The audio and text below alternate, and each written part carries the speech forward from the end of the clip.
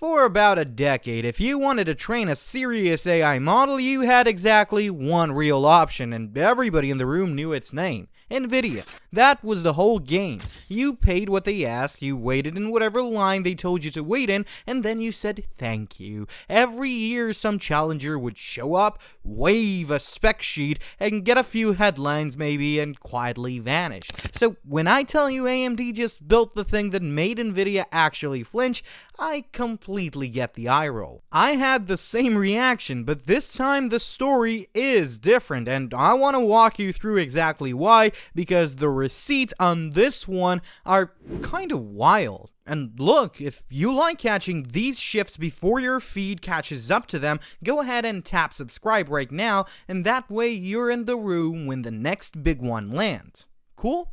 Cool. Let me show you what AMD actually pulled off now. The star of the show is the AMD Instinct MI400 series, and the flagship is called MI455X. AMD pulled the covers all the way off at CES 2026 in January with CEO Lisa Su running the opening keynote. This is not a paper tease, it's a full product family with real customers already lined up, which I'll get to because that part genuinely changed my mind about how serious this is. Here are the numbers that matter though. The MI455X carries 432 gigabytes of HBM4 memory. For context, the previous generation, the MI350, had 288 gigabytes of the older HBM3E memory, so that's a 50% jump of memory capacity in a single generation, which almost never happens. It pushes 19.6 terabytes per second of memory bandwidth, and on the compute side, it hits 40 petaflops of FP4 and 20 petaflops of FP8. That's roughly double what the current MI350 could do. Under the hood, you're looking at around 320 billion transistors built on TSMC's cutting-edge 2nm process for the compute chiplets. AMD is one of the first to ship GPUs on 2 nanometers at all, and that's not a small flex. Now, why does the memory number matter so much? Well, because a huge amount of modern AI, especially running these giant models after they're trained, get bottlenecked not by raw math, but by how fast you can shovel model weights in and out of memory. More memory and more bandwidth means you can fit bigger models on fewer chips, and you feed them faster. AMD basically looked at where the pain actually is and aimed straight at it. I respect that a lot because it's a very AMD move, and honestly, the same playbook that let them claw back the CPU market from Intel a few years ago with the old Ryzen Threadripper. Here's the part that made me sit up though. The MI455X is going head-to-head with NVIDIA's next big thing, the Vera Rubin platform, and both are landing in the same window, the second half of 2026. That timing detail is everything. Usually AMD ships something a full generation behind and spends the whole launch playing catch-up. Not this round though. For the first time in ages, they're trading punches at the same weight on the same schedule. On the specs comparison AMD itself put up, they're claiming competitive compute and memory bandwidth against Rubin, but noticeably higher memory capacity and scale-out bandwidth, roughly 1.5 times on those fronts. And you want the clearest sign that NVIDIA is taking this seriously? According to reporting from semi-analysts, AMD's chip reportedly pushed NVIDIA to crank up Rubin's power draw and boost its memory bandwidth late in development just to stay in the front. When the market leader starts rewriting its own spec sheet because of what you're bringing, that's not a company that's ignoring you. That's a company that's sweating a little, and I love that for AMD. Is NVIDIA still ahead per chip on some raw compute? Yeah, sure. On paper, Rubin edges out on peak FP4. I'm not gonna pretend otherwise. But the other guy is faster in one benchmark is a very different world from the other guy literally doesn't have a competing product. AMD moved the whole conversation from the second one to the first one. That's the story.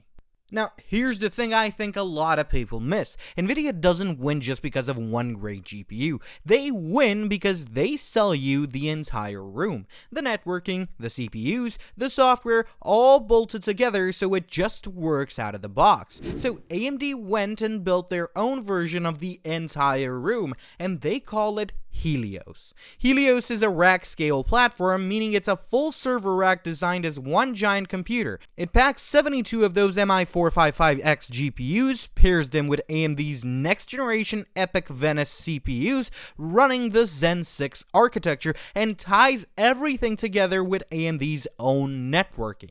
The aggregate numbers are frankly a little absurd. You're looking at 31 terabytes of HBM4 memory in one rack, 1.4 petabytes per second of memory bandwidth, and up to 3 AI exaflops of performance.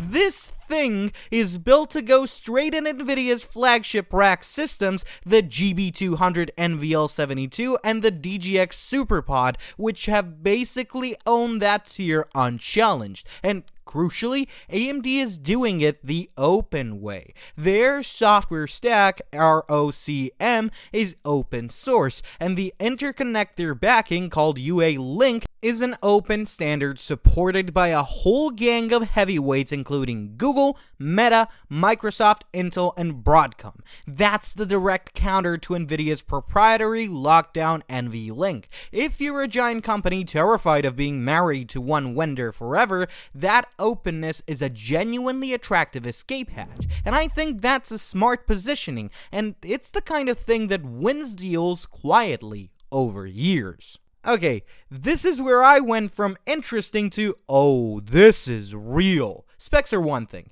purchase orders are another, and the purchase orders here are enormous. OpenAI signed a multi-year deal for 6 gigawatts of AMD Instinct GPUs, kicking off with a full 1 gigawatt of these MI450 chips in the second half of 2026. To put that in human terms, that's an amount of hardware that runs into hundreds of thousands of GPUs, and the deal is potentially worth tens of billions of dollars to AMD over its life. To seal it, AMD even handed OpenAI a warrant to buy up to 160 million AMD shares, which is roughly 10% of the company, tied to hitting deployment and stock price milestones. That's not a handshake, that's a blood pact.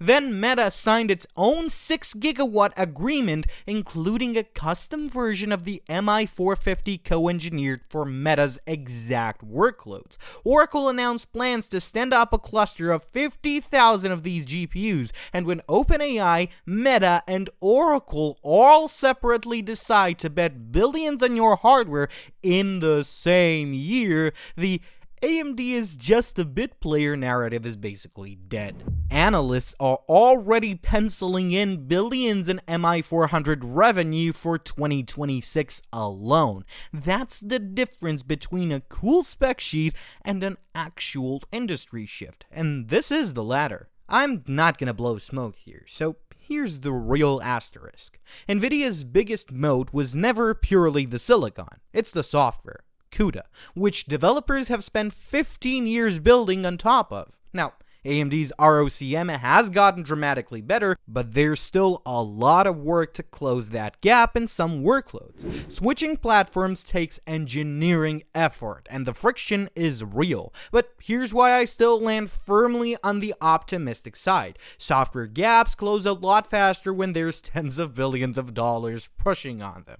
With OpenAI and Meta now deeply invested, literally optimizing their own models on this hardware, that ecosystem is going to mature at warp speed. Momentum solves software problems, and AMD isn't slowing down either. They already previewed the next generation MI500 series for 2027, built on the newer CNDA6 architecture and even more advanced memory. They've locked into a yearly release cadence now, matching NVIDIA punch for punch. That relentlessness is exactly what beat Intel, and I think it's about to make the AI accelerator market a real fight for the first time ever. My honest take, this is the most credible challenge NVIDIA has faced in a decade, and it's arriving with money and customers already attached. It won't dethrone NVIDIA overnight, that's for sure, and nobody sane is claiming that, but a market with two real players is better for literally everyone who isn't NVIDIA's accountant. Cheaper compute, faster innovation, more choice. And I'm here for it. So that's why I think AMD finally built the real thing and not another spec sheet ghost. And if this breakdown helped it click for you, smash that like button because it genuinely tells me to keep making these deep dives instead of surface level fluff. And if you want to see how this AMD versus NVIDIA slugfest plays out through 2026, because trust me, it's about to get spicy, subscribe and stick around. I've got the next chapter of this story loading already, and you're not gonna want to hear about it late. I'll see you in the next one.